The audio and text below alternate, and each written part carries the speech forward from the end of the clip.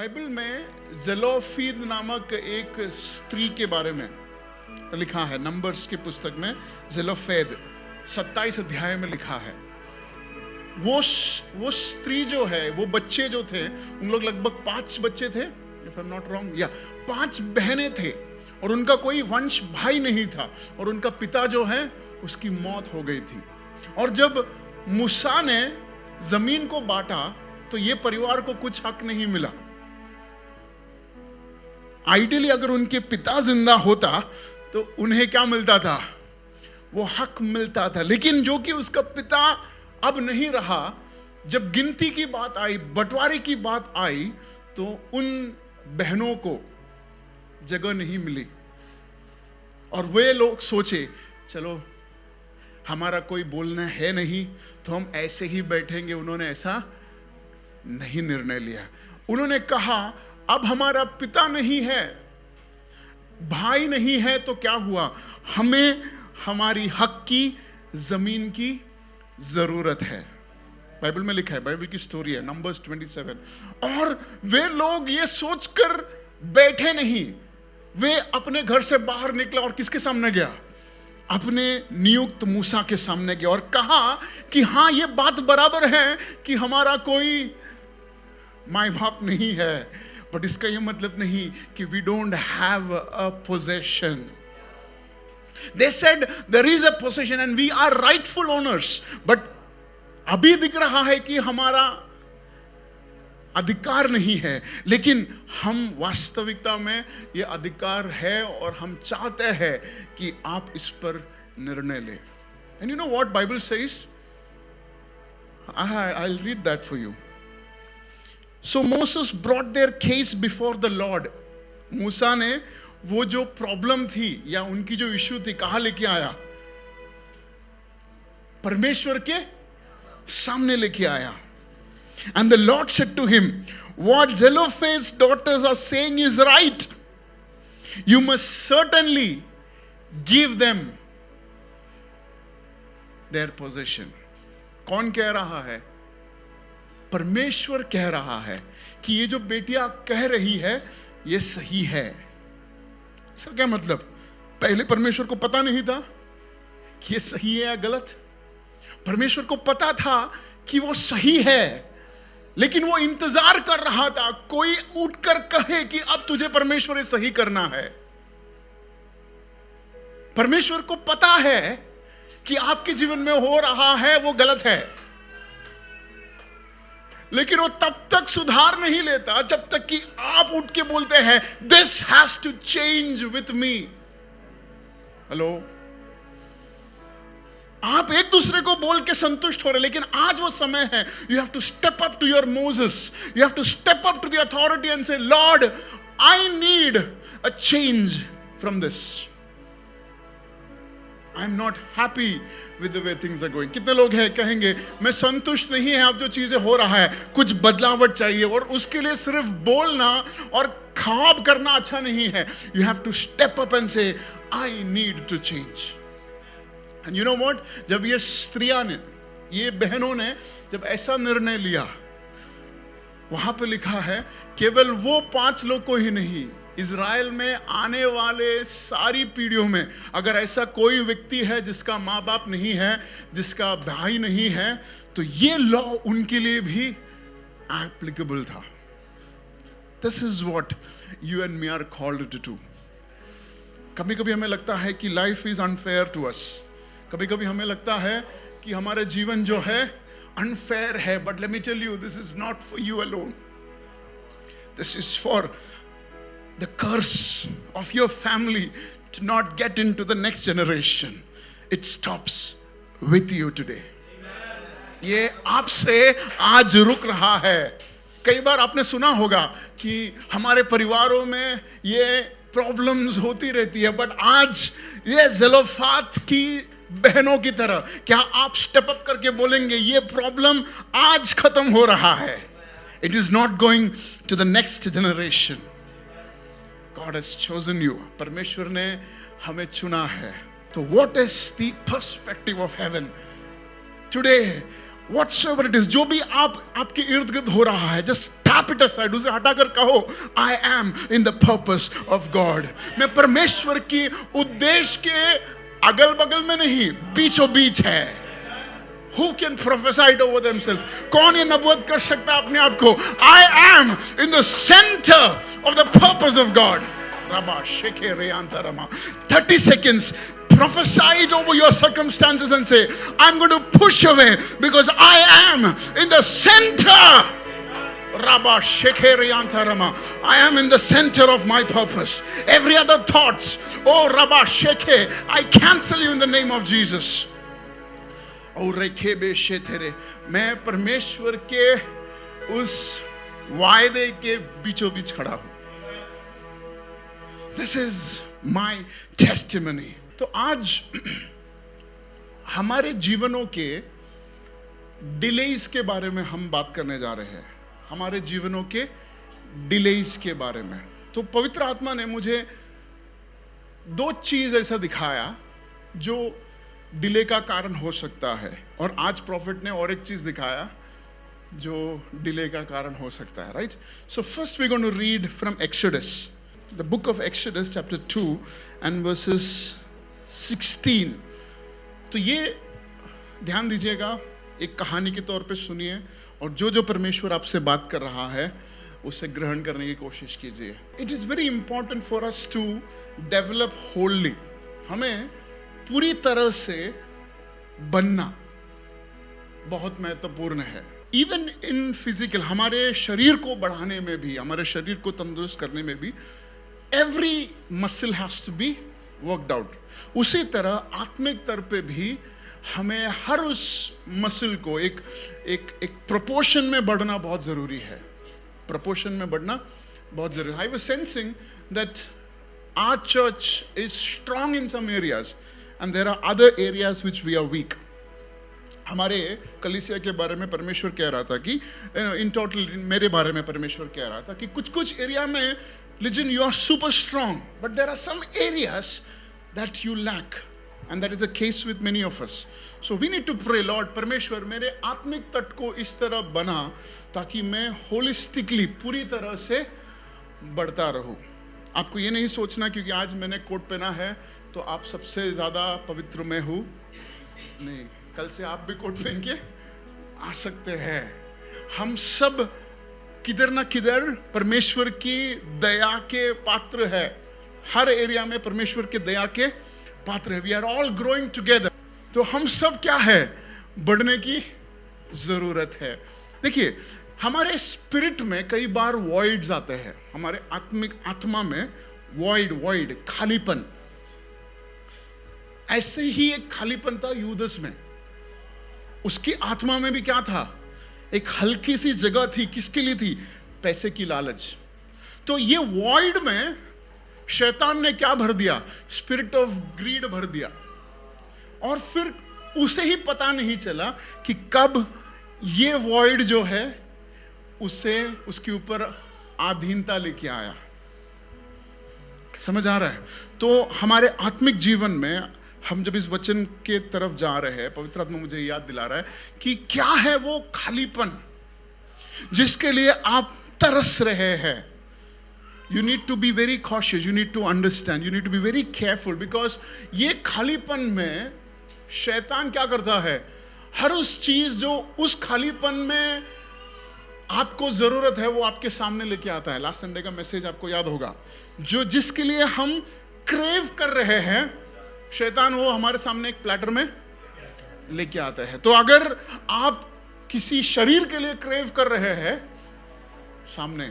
अगर फोन के लिए आप क्रेव कर रहे हैं, सामने. पैसे के लिए आप क्रेव कर रहे हैं, तो वैसे ही हमें अपने आप को इस तट में बढ़ाना है ताकि ऐसे खालीपन जो है हमारे अंदर ना रहे. That we grow in every area of our spirit.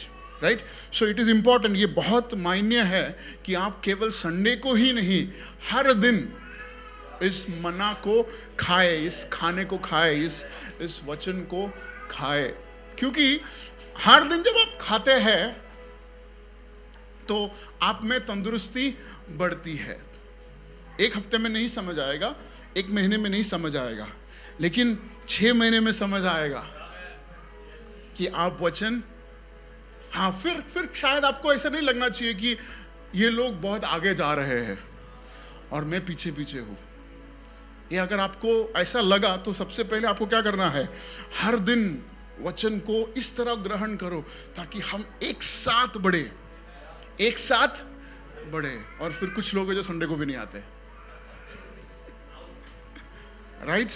तो एक टाइम था जब मैं कहता था कि कम से कम संडे को आओ और वचन सुनो, लेकिन अब वो समय चला गया है जब मैं आपको कह रहा हूं कि केवल संडे को नहीं आना है, हर दिन आपको इस वचन से कुछ ना कुछ पाना है। क्योंकि परमेश्वर ने जो हमसे हमारे लीडर्स मीटिंग में होली के दिन जो कहा, मेरे होश उड़ गए। मैं आपको कहना चाहता हूं, अगर आप हमारे साथ सहमत है तो, परमेश्वर ने कहा कि मिनिएचर का समय खत्म हो गया है। परमेश्वर ने क्या कहा? That the miniature of GPRC is functional now. मतलब प्रार्थना करते हुए परमेश्वर ने एक दर्शन दिखाया जहां पे, जैसे आपने देखा रहेगा ना, बड़े बड़े प्रोजेक्ट्स के छोटे छोटे मिनिएचर्स बनाते हैं, और मैंने देखा कि वो मिनिएचर्स के अंदर ट्रेन चल रही है। और परमेश्वर ने कहा कि मैंने ये मिनिएचर को ऑन कर दिया है, अब तुझे इस मिनिएचर को क्या करना है? स्केल अप करना है। तो मतलब परमेश्वर हमारे इस कलीसिया को अपने प्लान्स के लिए सोच रहा है। किसके लिए? अगर ताली बजाना है तो जोर का बजाओ।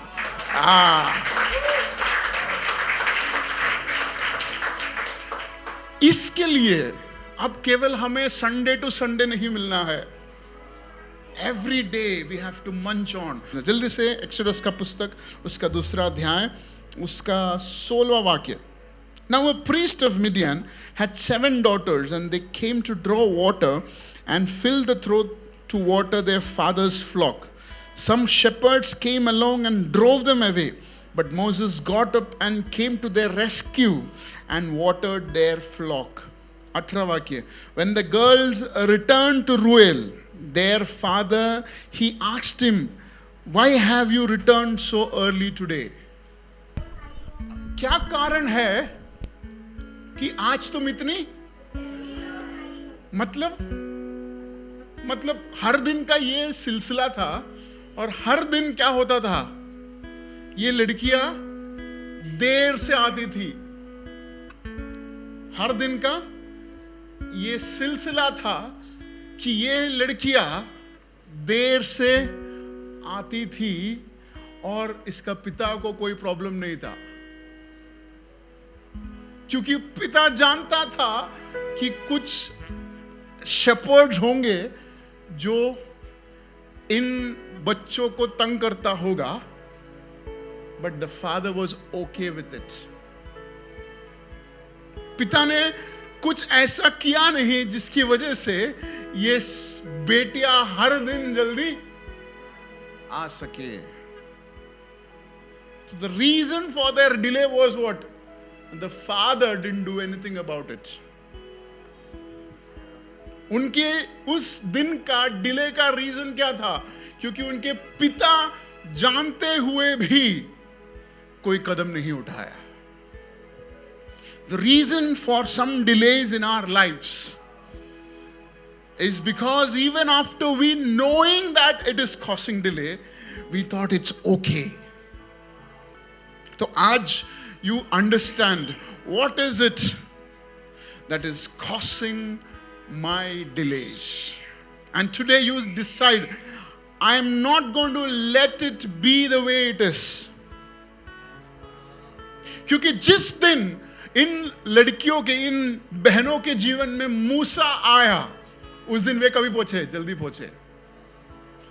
जिस दिन उनका मुठभेद मूसा के साथ हुआ, उस दिन उनके जीवन में क्या आई? Their delay disappeared automatically. So how can you reduce your delay? Crave for an encounter with Moses. Crave for an encounter with God and say, Lord, it is okay that I have been delayed, but I know the reason why I am delaying now. But I want to have an encounter with you. ये एक दिन का बात नहीं है. This has to be a regular encounter in your life. The reason that things are going to accelerate in your life is because there will be a Moses who would stay with you. The reason, वो आपके जीवन का उस acceleration, वो तेजी, जीवन में परमेश्वर की योजना के प्रति जो तेजी जो बढ़ना है, वो कब बढ़ेगा? जब आप एक मूसा की तलाश में, और आप एक मूसा को खोजेंगे और आप उस मूसा के साथ रहना पसंद करेंगे. The success in your spirit is when you subject yourself to your Moses. You have to say, Lord, I am subjected to an encounter with God. मेरा जीवन का हर उस क्षण जो है परमेश्वर के उस मुठभेद के रिलेशनशिप से ही होगा. कई बार हमें लगता है कि ऐसे ही जिंदगी है, हम कुएं की मेंढक की तरह हो जाते हैं. हमें लगता है कि यही पेस है जब तक कि हम किसी को देखते हैं जो हर दिन बढ़ रहे हैं. I thought I'm doing good till I met our prophet. Then I realized the growth that our prophet is growing. Then I realized that he is not content with the encounter that he's having. And then I realized, oh my goodness, this is my Moses. I want his encounters to be my encounters. See, ये बहनों में से Zipporah के साथ मूसा का शादी हुआ, लेकिन केवल जिपोरा ही आशीषित नहीं था, बाकी सारे बहनों के जीवन में भी वो फल लाया.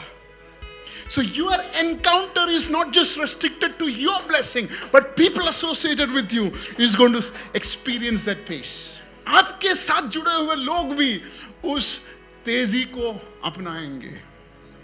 Hallelujah. So the reason for delay is because you have allowed it. वो देरी इसलिए था क्योंकि आपने देरी होने के लिए क्या किया? Permit कर दिया.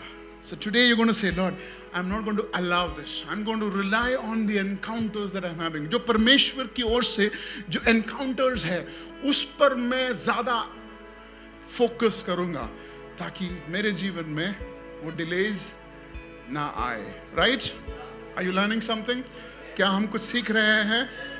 क्या हम 2 सेकंड प्रार्थना कर सकते हैं परमेश्वर से? प्रभु, हम कई बार जानते हुए भी कि ये गलत है, जानते हुए भी कि ऐसे एसोसिएशन हमें 2 साल पीछे लेके जा सकता है, जानते हुए भी कि ये बातें हमें परमेश्वर की उस तेजी से कम कर सकते हैं, जानते हुए भी हमने कई बार वो गलत निर्णय लिया है. परमेश्वर, प्रभु आज तू सहायता करे, आज सहायता करे परमेश्वर, ताकि हम उस डिले को हमारे जीवन से हम हटा पाए. Help us, Lord. Help us so that we may take out this delay from us. Take out this delay from us, Lord. Take out this delay from us, Lord. Take out this delay from us, Lord.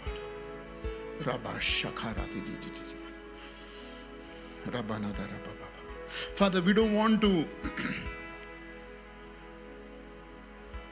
spend a second more than what we are supposed to spend, Lord.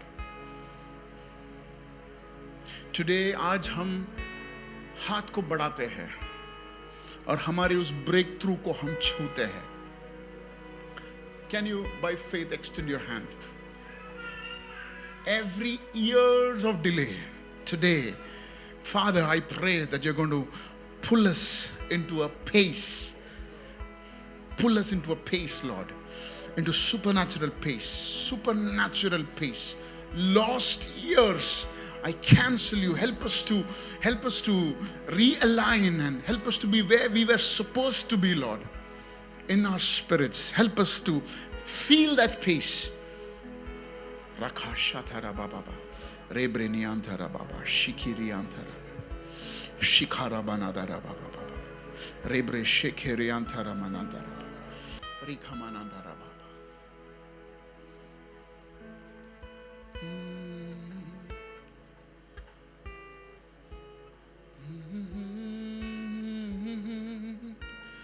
जो शब्द खुदा,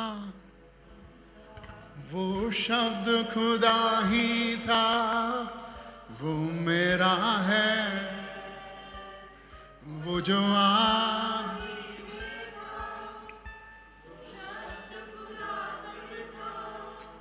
वो शब्द खुदा ही था,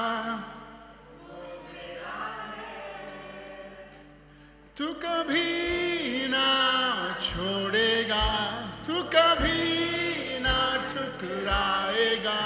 वो मेरा है, वो मेरा है। तू कभी ना छोड़ेगा, तू कभी ना ठुकराएगा। वो मेरा है, ओ यीशु मेरा है। This same Jesus is going to restore back. वो जो आदि में था, जिस तरह उस धरती को उसने रेस्टोर किया और एदेन वाटिका में बदला, उसी तरह God is going to restore things to its beautiful best. वो जो आदि में था, वो जो शब्द खुदा, वो शब्द खुदा ही था, वो मेरा है। वो जो आदि में था, वो जो शब्द खुदा संग था, वो शब्द खुदा ही, वो मेरा है। वो कभी ना छोड़ेगा, वो कभी ना ठुकराएगा। वो मेरा है, वो यीशु मेरा है। वो कभी ना छोड़ेगा, वो कभी ना ठुकराएगा। वो मेरा है, वो यीशु मेरा है। वो कभी ना छोड़ेगा, वो कभी ना ठुकराएगा। वो मेरा है, यीशु मेरा है। वो कभी का प्रभु, इसहाक का प्रभु, याकूब का प्रभु, वो मेरा है।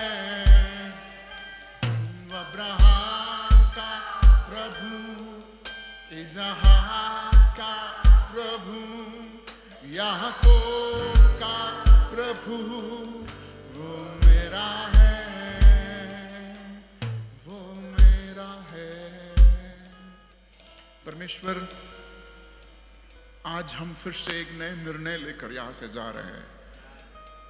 हमने आइडेंटिफाई कर दिया है परमेश्वर जिस डिले का कारण, और आज हमने निर्णय भी लिया है। उस निर्णय के साथ आगे बढ़ने के लिए तू सहायता करे परमेश्वर। सारी महिमा और आदर सिर्फ आप ही को मिले, यीशु मसीह के नाम में। आमीन, आमीन।